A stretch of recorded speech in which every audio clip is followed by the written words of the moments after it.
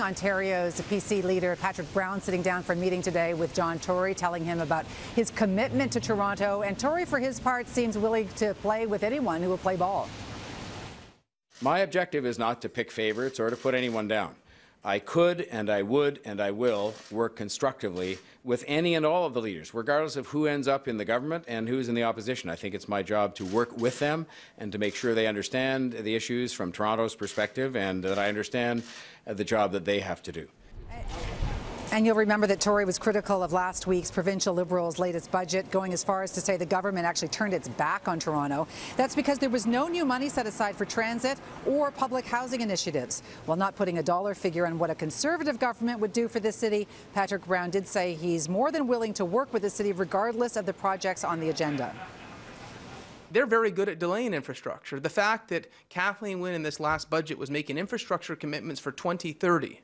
Does anyone think she's going to be in office in 2030? I hope she isn't. I'm a little biased on that. But I think the City of Toronto needs some help now, and I can tell you they would have an energetic and renewed partnership if we have the honour to serve government. But I'm talking about the future when it comes to transit. The fact we can't repeat, just sort of putting off indefinitely commitments that we have to make to building more transit to relieve this nightmarish traffic. And I'm talking about housing repairs that need to be made today.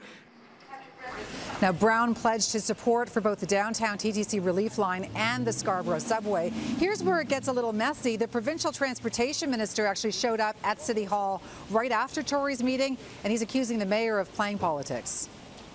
When I recognize that we are literally investing billions of dollars today, more than 70% of all the transit investments that are occurring in the City of Toronto are flowing from Queen's Park to help support transit in the City of Toronto, to see that there continue to be demands for future projects when there's no confirmed city contribution for those projects is something that I believe crosses the line.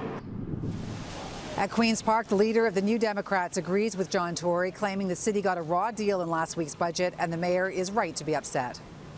We thought that this budget would be a budget where the Liberals would finally start to undo some of the damage that they've done to the province of Ontario, but of course they haven't. And I think that Mayor Tory's frustration is felt by all of those other sectors as well.